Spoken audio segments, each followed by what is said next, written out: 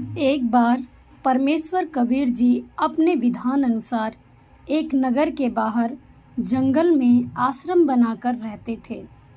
कुछ दिन आश्रम में रहते थे, सत्संग करते थे, फिर भ्रमण के लिए निकल जाते थे। उनका एक जाट किसान शिष्य था जो कुछ ही महीनों से शिष्य बना था। किसान निर्धन था, उसके पास एक बैल था।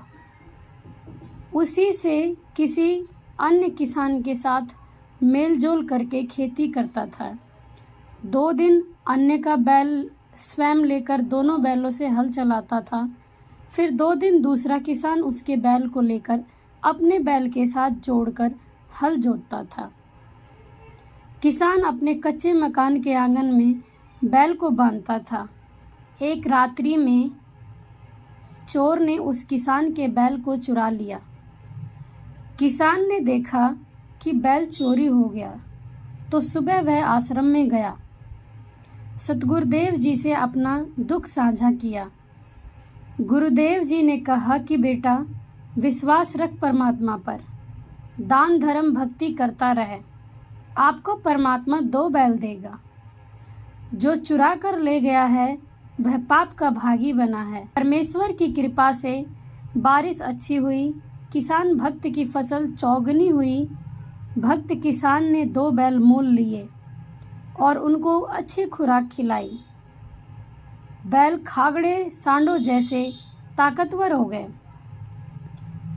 गांव में उसके बैलों की चर्चा होती थी। 1 वर्ष पश्चात वही चोर उसी क्षेत्र में चोरी करने आया। कहीं दाव नहीं लगा।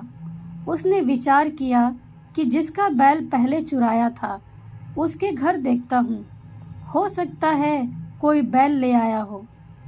देखा तो 2 बैल खागड़ों जैसे बंधे थे। चोर ने दोनों बैल चुरा लिए। किसान जागा तो बैल चोरी हो चुके थे।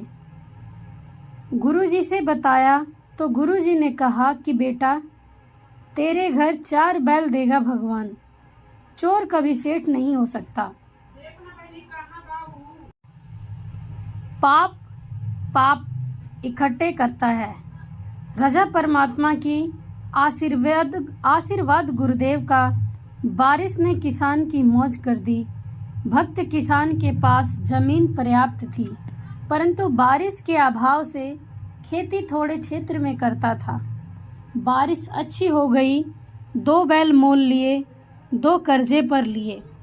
खेती अधिक जमीन में की, 1 नौकर हाली रखा। 1 वर्ष सब कर्जा भी उतार दिया। बैल 4 हो गए, खागड़ों जैसे मोटे मोटे तगड़े तगड़े। मकान भी पक्का बना लिया। चोर 2 वर्ष के पश्चात उधर गया और पहले उसी किसान की स्थिति देखने गया। चोर ने देखा कि 4 बैल सांडों जैसे बैठे थे और चोर के पास 2 दिन का आटा शेष था। अधिक निर्धन हो गया था। चोर ने किसान को रात्रि में नींद से उठाया तो किसान बोला, कौन हो आप? चोर ने कहा कि मैं चोर हूँ जिसने तेरे 3 बैल चुराए थे। किसान बोला, भाई मेरी नींद खराब ना कर, तू अपना काम कर, परमात्मा अपना कर रहा है, मुझे सोने दे। चोर ने पैर पकड़ लिए और बोला, हे देवता, मेरे से अब चोरी नहीं हो रही। एक बात बता, आपका चोर आपके सामने खड़ा है, आप पकड़ भी नहीं रहे हो। हे भाई, तेरा 1 बैल मैंने चुराया। तेरे घर अगले वर्ष 2 बैल खागड़ों जैसे बंधे थे, वे 2 भी मैं चुरा ले गया। आज 2 वर्ष पश्चात आपके आंगन में 4 बैल खागड़ों जैसे बंधे हैं। मेरा सर्वनाश हो चुका है। बालक भी भूखे रहते हैं। मुझे मार चाहे छोड़, मुझे तेरे विकास का राज बता। मैं भी जाट किसान हूँ, जमीन भी है, निर्धनता बेअंत है। भक्त किसान ने उसको कहा कि आप स्नान करो, खाना खाओ। चोर ने वैसा ही किया। फिर भक्त उस चोर को आश्रम में लेकर गया। गुरुदेव से सब घटना बताई। गुरुदेव ने चोर को समझाया, 7-8 दिन भक्त किसान ने अपने घर पर रखा और प्रतिदिन गुरुजी से मिलाकर सत्संग सुनाया। चोर ने भी दीक्षा ली। गुरुजी ने कहा कि भक्त बेटा, नए भक्त को एक बैल दे दो उधारा, खेती करेगा, तेरे पैसे लौटा देगा। भक्त ने कहा, गुरुजी ठीक है। भक्त किसान ने नए भक्त को एक बैल दे दिया। नया भक्त प्रति महीना सत्संग में आता था। पूरे परिवार को नाम दीक्षा दिलाया। 2 वर्ष में वित्तीय स्थिति अच्छी हो गई।